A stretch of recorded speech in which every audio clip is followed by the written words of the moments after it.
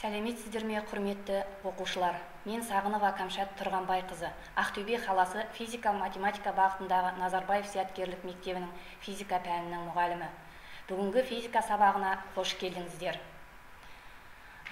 Құрметті оқушылар, көңіл күйлерің қалай? Тамаша, осындай көңіл күйменен біз сабағымызды бастаймыз. Экранға назар аударайық. Экрандағы кескіндерден не көрдіңіздер? Және қазақтың ұлы ақыны Абай Құнанбаев табиғаттың тамаша таңғажайып көріністерін өзінің әсем әніменен жырлаған. Сол бейнефильмді тамашалайық.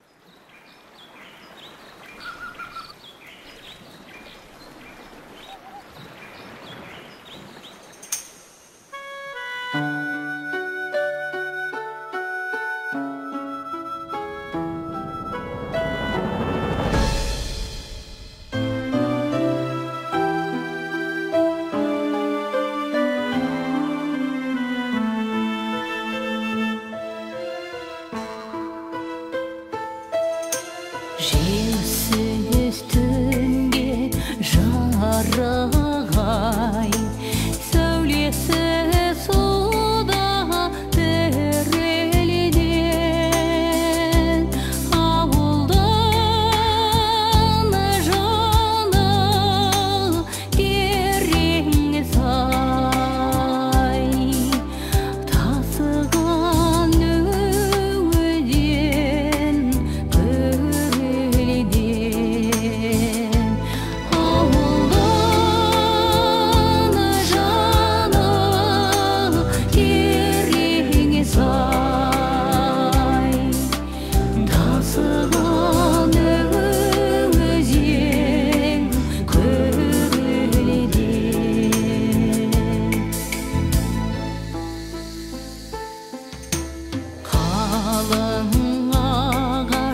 Жапырағын сағабағырлағасы өзі-өзін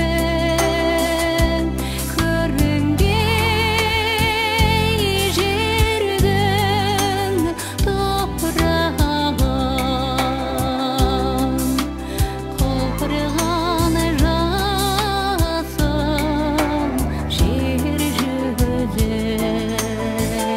Тамашалаған болсаңдар, балалар, бұл бейнефильмнен және кескіндерден нені байқадыңыздар? Дұрыс айтасыздар. Көлеңке, айдың судағы кескіні, дұрыс. Және жарықтың, яғни қорыта айтқанда табиғаттағы өзгерісі. Олай болатын болса, осы ұғымдармен біздер физиканың қандай бөлімінде таныспыз? Оптика. Яғни бүгінгі біздің тақырыбымыз, олай болса оқушылар, геометриялық оптика деп аталады. Геометриялық оптиканың заңдары өте ерте заманнан бастап ашылған эксперименттер жүргізулер арқылы. Геометриялық оптиканың негізгі 4 заңы бар. Оның біріншісі түзу сызықты таралу заңы, екіншісі жарықтың тәуелсіз таралу заңы, үшінші жарықтың шағылу заңы, төртіншісі жарықтың сыну заңы. Бұлармен біздер төменгі сыныптардан таныспыз. Яғни біздердің бүгінгі сабағымыздың мақсаты не? Яғни біз бұл сабақта қандай мақсатқа жетуіміз керек? Бірінші, сфералық айнадан сәулелердің жолын сыза білу, және сфералық айнаның формуласын пайдаланып есептер шығару. Екінші, Гюйгенс қағидасының көмегімен жарық сәулесінің сынуын түсіндіру. Үшінші, жазық параллель пластина мен үшбұрышты призмадағы сәулелердің жолын сыза білу. Төртінші, линзаның фокустық ара қашықтығының сфералық беттердің қисықтық радиустарына және линза затының сындыруының салыстырмалы көрсеткішіне тәуелділігін білу.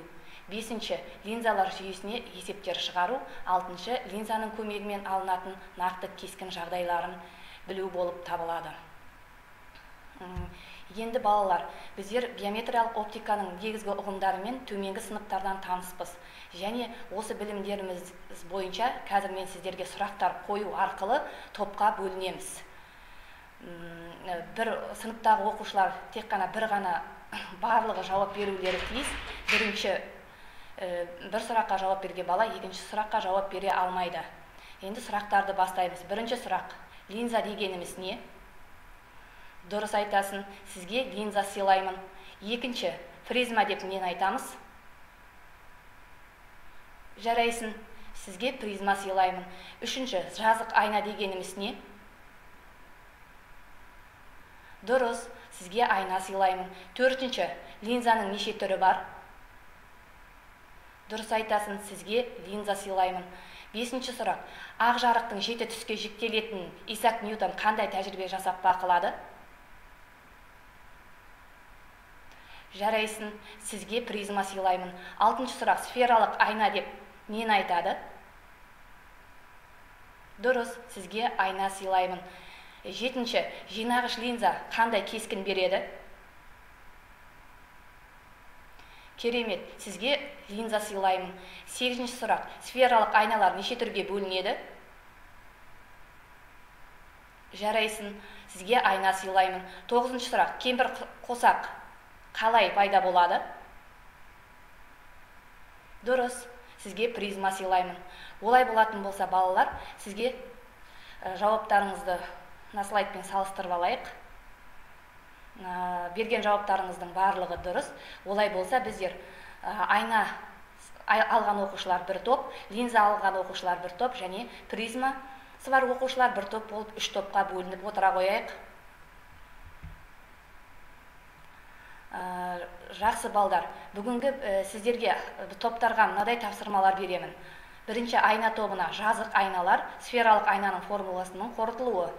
Екінші, линза тобы. Линзалар жүйесі, фотоаппарат, микроскоп, телескоп тапсырмасы беріледі.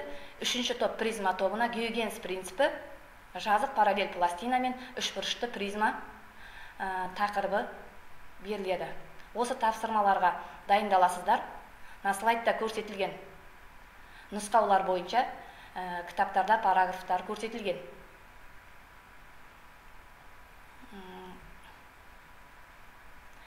Енді біз өзіміздің теориялық білімдерімізді толықтыру үшін мына бейне фильмдерді тамашалайық.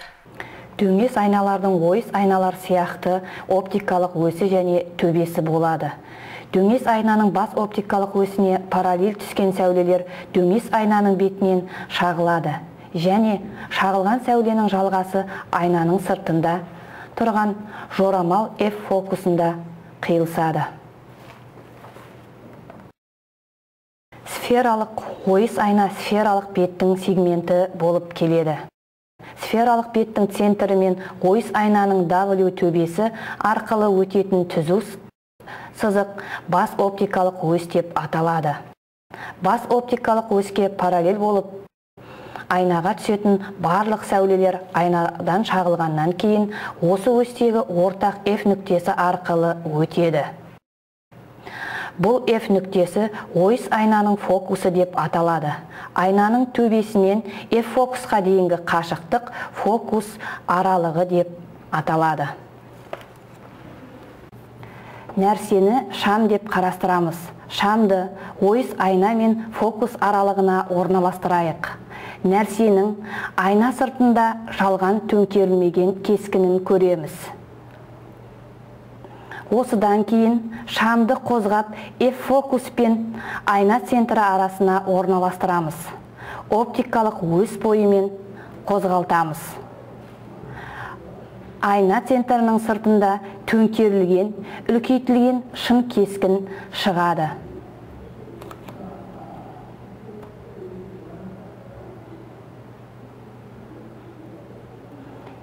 Енді шамды айнаның центрінен әрірек жылжытқанда F фокус пен айнаның центрі аралығында кескінді көреміз.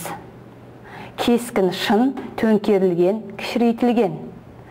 Шамды айнаның центріне орналастырсақ, онда шамның шын төңкерілген тең кескінін аламыз.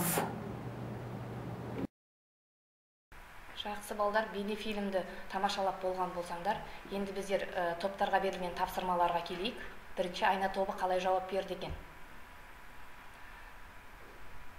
Айна тобының тапсырмасы жазық айналар және сфералық айнаның формуласының қорытылуы.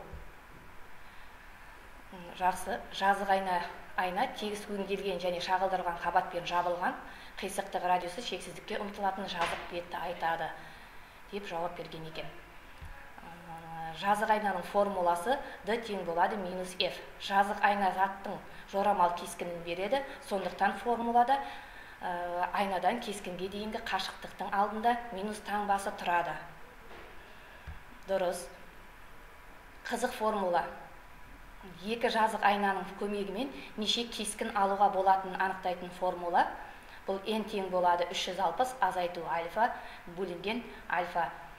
Бұндағы n кескіннің саны альфа айналар арасындағы бұрыш. Осы формуланы пайдаланып, біздер екі айнаны 90 градус жасап қойып, біз 3 кескін ала алады екенбіз. Бұны тәжірибе жүзінен де дәлелдеуге болады, және мына формула сол формуланың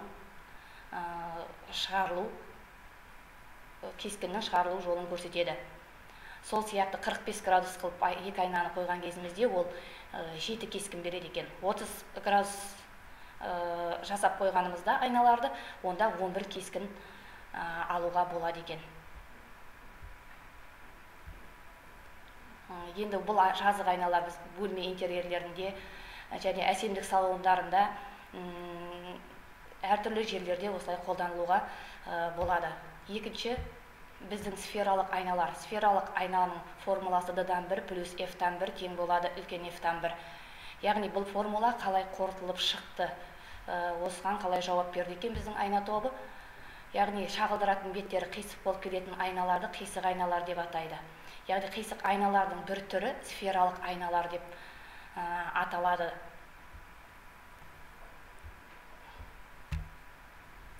Енді біздер бұнда P деп отырғаны сфералық айна төбесі, сфераның орта нүктесі.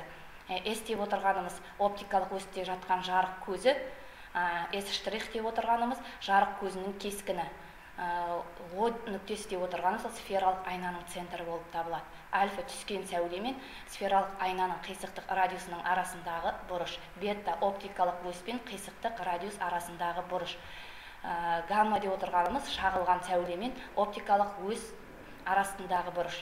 Түскен сәулемен оптикалық арасындағы бұрыш. Енді ME деп отырғанымыз H биіктік, MS' деп отырғанымыз F. Бұл линзадан, айнадан F кескінге дейінгі қашықтық. PS деп отырғанымыз нәрседен P-ға дейінгі қашықтық. PO деп отырғанымыз радиус. MO қисықтық радиус болып табылады. Енді бұл сфералық айнаның формуласы қалай қорытылып шығарылды? Үшбұрыш MC-оны қарастырамыз. Бұнда бетта сыртқы бұрыш, теорема үшбұрыштың сыртқы бұрышы онымен сыбайлас емес екі ішкі бұрыштың қосындысына тең. Сонда альфа плюс фи тең болады бетта. Теңдігі орындалады. Үшбұрыш MSS'-тан гамма бұрышы тең сыртқы бұрыш болып табылады. Ол екі альфа плюс фи тең болады, гамма теңдігі орындалады. Теңдіктің екі жағына фиді қосқанда екі альфа плюс екі фи тең болады, фи плюс гамма. Бұдан екіні жақшаның сыртына шығарып жібереміз. Жақшаның ішінде альфа плюс фи тең болады, гамма қосу фиға. Бұдан екі бета тең болады, фи плюс гаммаға. Үшбұрыш MES-ті қарастыратын болсақ, тангенс фи тең болады, фи ол H бөлінген D-ға тең болады екен. Үшбұрыш ME-оны қарастыратын болсақ, тангенс бета тең болады бетаға, ол H бөлінген кішкентай R-ға.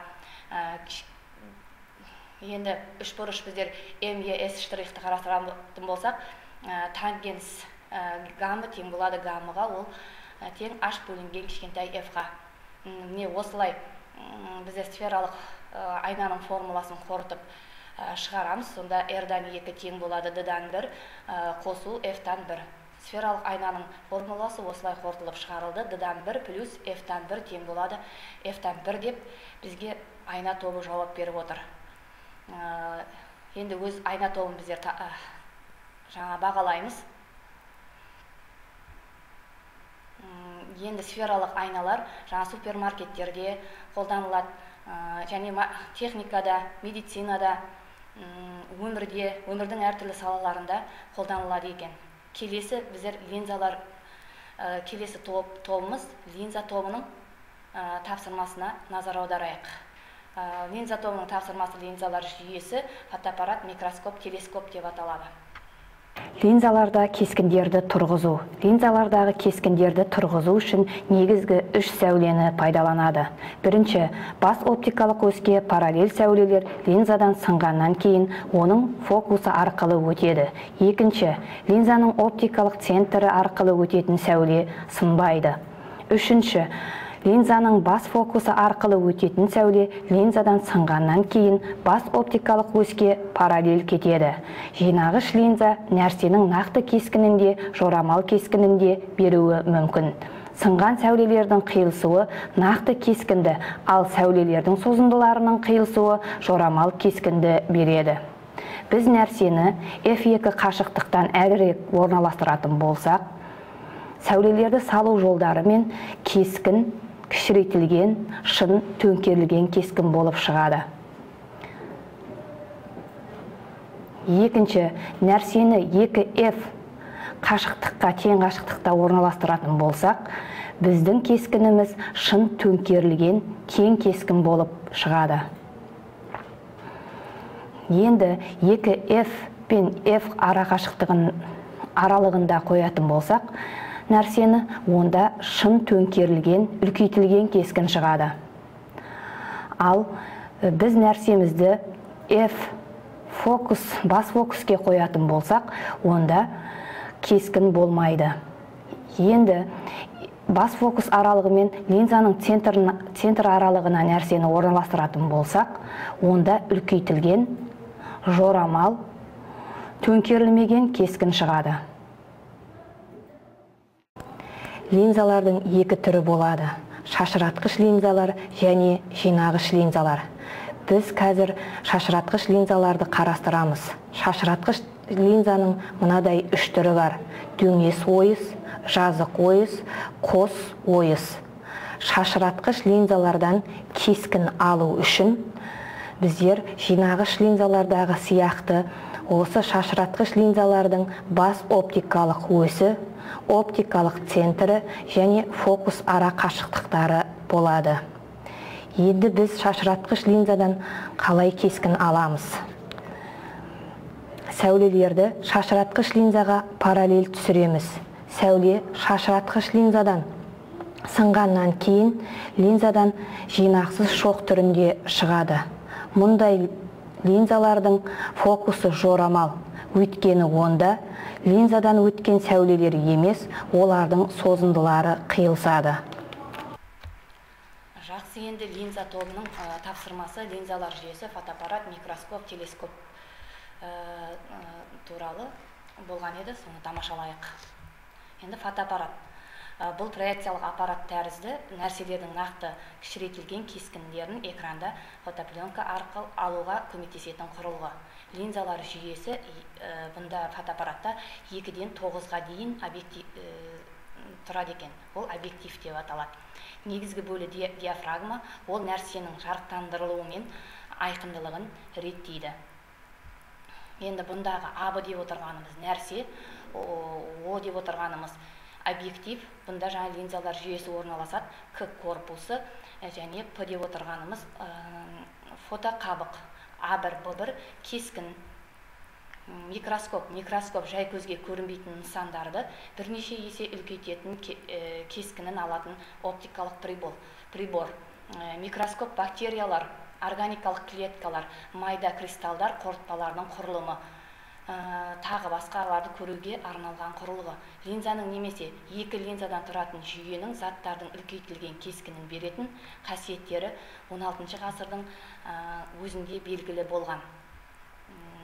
Енді үлкейтуі оптик телескоптың Г тең болады альф, кешіріңіздер, микроскоптың Г тең болады альфа бөлінген бетта, яғни ол тең болады үлкен H көбейтілген D, үлкен F бөлінген көбейтілген H. Бұрыштық ұлғайту формуласы деп аталады бұл. H деп отырғанымыз нәрсенің сызықтық өлшемі үлкен H объектив беретін кескін, F окулярдың фокустық ара қашықтығы, D ең жақсы көру қашықтығы.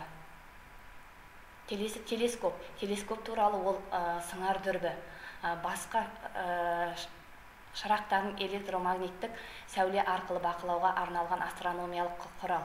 Телескоп. Гаммалық телескоп, рентген, ультракүлгін, оптикалық инфрақызыл және радиотелескоп.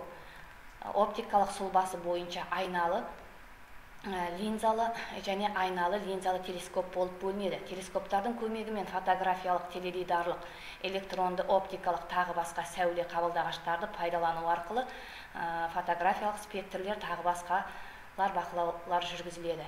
Телескоптар пайдалану ретіне қарай астрофизикалық жұлдыздарды, планеталарды, тұмандықтарды зерттейтін телескоп, күн телескопы, серіктік фотокамералар, жердің жасанды серіктерін бақылайтын тағы басқа болып бөлінеді. Телескоптың көмегімен алғашқы астрономиялық бақылауды Галилей жүргізді.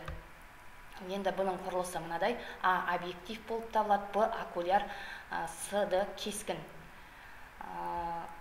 Жақсы балалар, осыменен біздер линза тобының берілген тапсырмаларын тамашаладық. Қошемет деп отырамыз, бағалаймыз. Келесі топ бұл призма тобы. Призма тобына Гюйгенс принципі және жазық параллель пластинамен үшбұрышты призма беріліп отыр. Бұлар қалай жауап берді екен? Бірінші, Гюйгенс христиан, бұл голландиялық физик, 1678 жылы жарықтың толқындық теориясын ашқан, жарықтың таралу механизмін түсіндіріп, өзінің атымен аталатын әйгілі принципін ашты.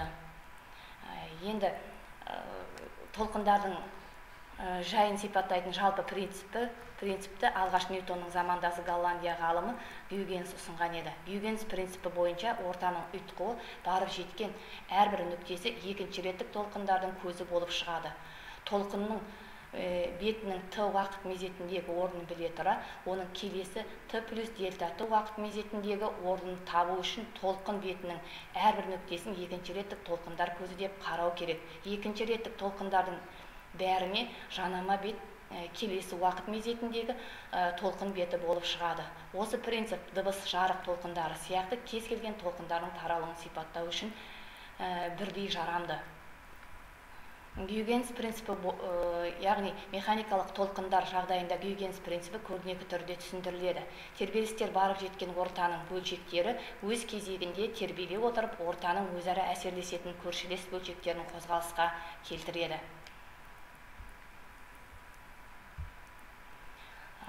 Енді Гюйгенс принципі арқылы сыну заңының дәлелденуі. Енді толқын фронты келіп түскеннен кейін бұл жерде сд деп отырғанымыз толқынның жүрілген жолы бұл тең болады v1 көбейтілген т. Сол уақыт мезетіндегі аб деп отырғанымыз сынған толқынның жүрісі, яғни аб тең болады v2 көбейтілген т. Үшбұрыш сонда адс және адв дв, бұлар адасы тең болады альфа бұрышына, адв тең болады бета бұрышына. Өзара перпендикуляр қабырғалары бар бұрыштар, яғни ады деп отырғанымыз бұнда сд бөлінген синус альфаға тең, ады де тағы да тең болады аб бөлінген синус бетаға. Бұдан сд тең болады абға синус альфа бөлінген синус бета тең болады v1 жылдамдық пен v2 жылдамдықтың қатынасына, ол тең болады сыну көрсеткішіне. Сыну заңының дәлелденуі Гюйгенс принципі бойынша осылай дәлелденген. Келесі, енді жазық параллель пластиналар екі жағы параллель беттермен шектелген мөлдір дене. Мұндай пластинка өткен жарық сәулелері түскен сәулеге параллель болғанымен біраз қашықтыққа ығысады. Ол қашықтықты мына x әрпіменен белгілейді. Ол тең болады пластинаның қалыңдығы көбейтілген синус альфа азайтылған бетта бөлінген косинус беттаға. Яғни мұндай жаңа пластинадан өткен жарық сәулелері түскен сәулеге параллель болғанымен жаңа айтқандай біраз қашықтыққа ығысады. Сол қашықтық x әрпіменен белгіленеді. Дұрыс. Келесі призма. Призма дегеніміз қиылысатын жазықтықтармен шектелген мөлдір дене. Қиылысатын жазықтықтардан пайда болған бұрышты сындыру бұрышы деп атайды екен. Енді бұл призмадан сәуле қалай жүреді? Бұл призмада призманы сындыратын о жағы альфа бір бұрыш жарық сәулесі түссін. Сәуле призмада сынғаннан кейін өзінің таралу бағытын өзгертіп, бетта бір бұрышымен КЛ табанына параллель кетеді. Призманың екінші сындыру жағына перпендикуляр тұрғызып, жарық шоғының оған бетта екі бұрышпен түсетінін көреміз. Призмадан альфа бұрышпен шығады, сынған сәулемен түскен сәуленің жалғасы С нүктесінде қиылысады. Ал Д нүктесі призманың сындыру қабырғаларына түсіретін нормальдардың қиылысу нүктесі. Бұнда эпсилон деп отырған бұрышымыз призманың сындыру бұрышы. Тетта деп отырғанымыз бұл тетта бұрышын табайық. Бұл сәуленің бастапқы бағытынан ауытқу бұрышы, яғни бұл ауытқу бұрышы деп аталады.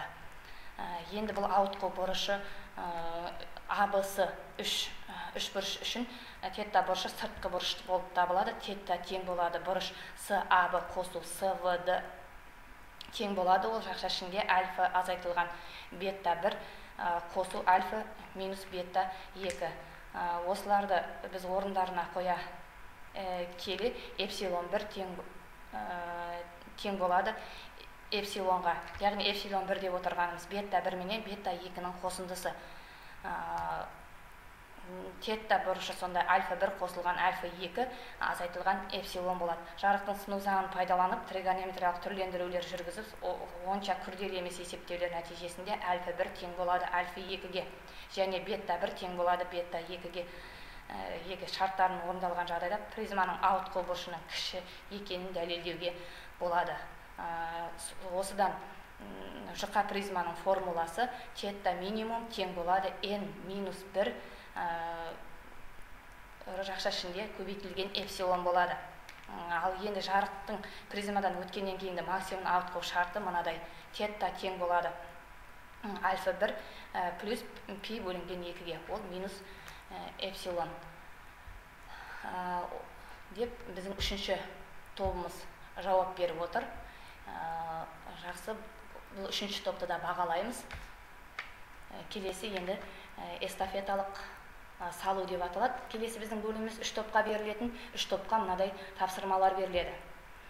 Бірінші топ дененің жаңағы дене берілген, осыны линзада салу. Біздерде жинағыш линза беріліп тұр. Бұны салу үшін біздер денеден линзаға қарай сәуле түсіреміз, және сол сәулеге қосымша оптикалық өш жүргізіп аламыз. Қосымша оптикалық және фокалдық жазықтық жүргіземіз. Сол қосымша оптикалық өш пен фокалдық жазықтың қиылысқан жерінен жаңа түсірген сәулеміз сол жазықтықпен және қосымша бас оптикалық өстің қиылысатын жеріменен қиылысып, бас оптикалық өсте кескіні пайда болады. Сол сынған сәуле бас оптикалық өспен қиылысқан жері сол дененің кескіні болып табылады. Енді екінші тобымызға берілетін сұрақ: мына дененің линзадағы жинағыш линзадағы кескінін салу болып табылады. Бұлар қалай жауап берді екен, соны қарайық. Енді берілген дененің линзадағы кескінін салу болды. Мына дене беріліп тұр міне. Бұдан жаңағы тәсілдерменен біз жинағыш линзаға сәуле түсіреміз, және қосымша бас оптикалық өс параллель қосымша оптикалық өс сызып аламыз.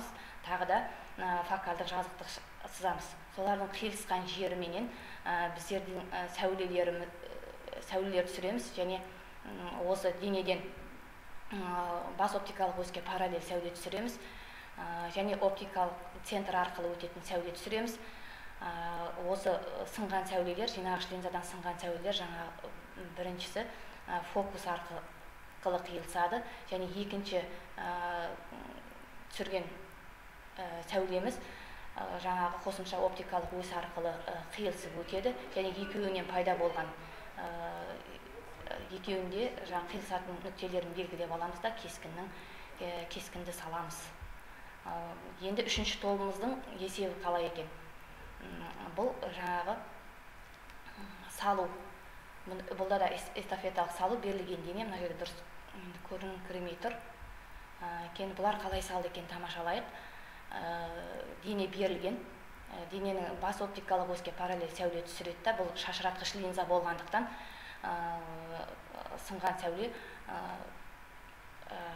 бұдан шашырап кетеді, және бұл сынған сәулелердің жалғасы оптикалық бас өсте қиылсады, және екінші сәуле бас оптикалық центр арқылы өтеді, және екінші нүктесінен біздер бас оптикалық центр арқылы өткіземіз, және оған параллель сәуле түсіреміз. Сынған сәуленің жалғасы тағы F фокусында қиылсады. Және мына жердегі біздер бастапқы түскен нүктелердің қиылысу нүктелерін белгілеп, біздер кескінді кішкентай тура төңкерілмеген жалған кескінді аламыз. Жақсы. Бұл үш топтың да есептері дұрыс. Келесі біздер эксперименталды есептер болып табылады. Эксперименталды есептер екі есеп беріледі. Осы есепті қазір тамашалайық. Насыпем в кювету толченое стекло.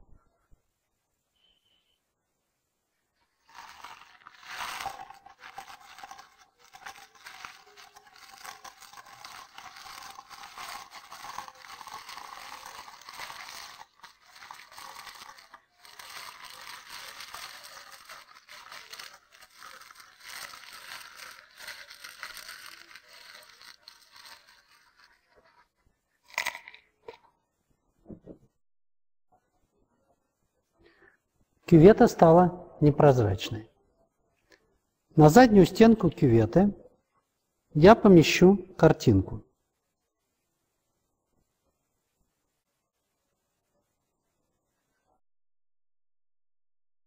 Добавим в кювету глицерин.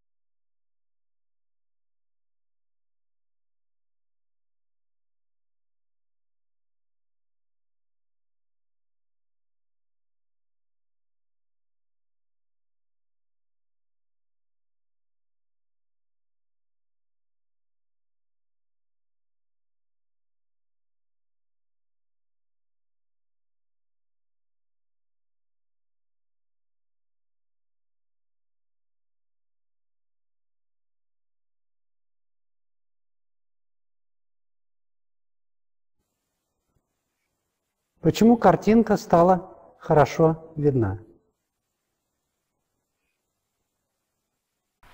Бұл бейне есептен сіздер есепке жауап бересіздер. Яғни бұған жаңағы видеода көрсетілгендей жаңа шыны сынықтарын кюветаға салды. Ол кезде сурет көрінген жоқ. Ал оны глицеринді оның үстіне құйған кезде біздер не себептен сурет көрінді. Біздердің топтардың жауаптары бар екен, тамашалайық. Жауабы ауа мен шыны шекарасында жарық сәулесі сынады және шағылады. Шынының сынықтарының арасында ауа болғандықтан бірінші жағдайда сурет көрінбейді, ал екінші жағдайда глицерин құйғаннан кейін шағылған жарық бөлігі тоқтайды. Яғни бұл сыну көрсеткішімен байланысты. глицерин мен шыны араласқаннан кейін шыны көрінбейді. Шынының сыну көрсеткіші n тең болады 1,15. Ауаныкі n тең болады 1-ге, глицериннің сыну көрсеткіші n тең болады 1,147-ге. Сондықтан біз кювета артында орналасқан суретті көреміз. Сол бейне есепті тамашалайық.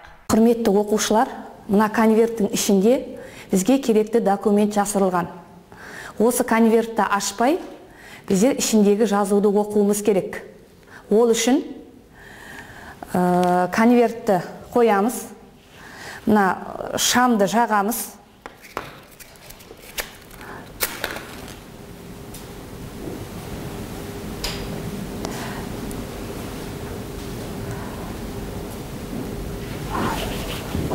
Шамды жағамыз және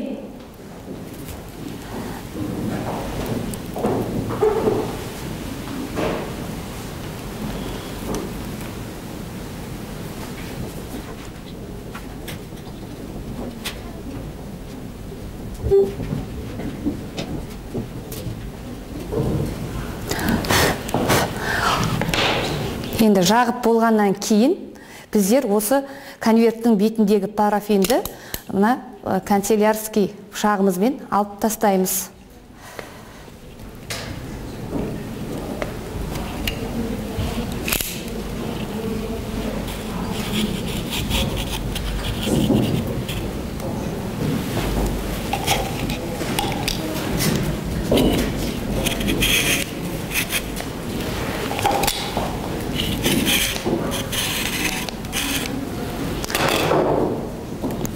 Сонда осы конверттің ішіндегі жазуды бізге көруге болады екен.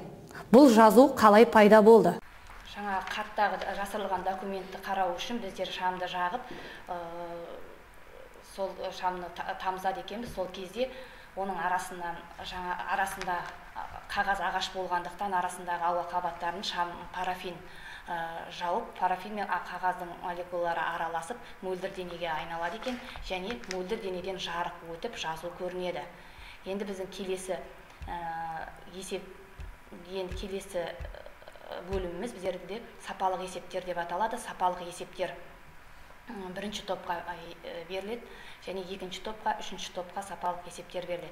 Бірінші топтың сапалық есебі, егер нәрсе айнадан 30 см қашықтықта орналасса, онда осы нәрсенің қисықтық радиусы 40 см. Сфералық дөңес айнадағы кескіні қандай қашықтықта орналасады деген есеп екен. Бұған біздің тобымыз қалай жауап береді?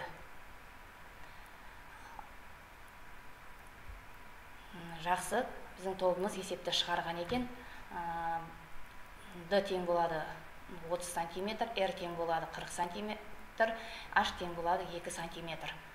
Жақсы, есеп экранда шығарған. Келесі, теңбелі призманың сыну бұрышы 10 градусқа тең. Монохромат сәуле призманың бүйір жағына 10 градус бұрышпен түседі. Призма материалының сыну көрсеткіші 1,16 деп алып, сәуленің алғашқы түсу бағытынан қандай бұрышқа бұрылатынын табу керек. Енді бұл есепті біздің оқушыларымыз мына түрде шығарған. Призма салынған, және ол призмадағы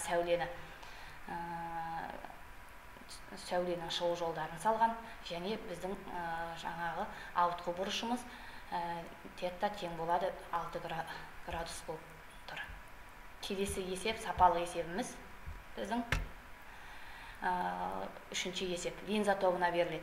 Бұнда қос дөңес линзаның фокустық жазықтығында жазықтық айна орналасқан, нәрсенің линзаның алдына фокус және екі фокус аралығының арасына қойған нәрсенің кескінін құру керек. Бұған біздің тобымыз қалай жауап берді екен? Қарайық.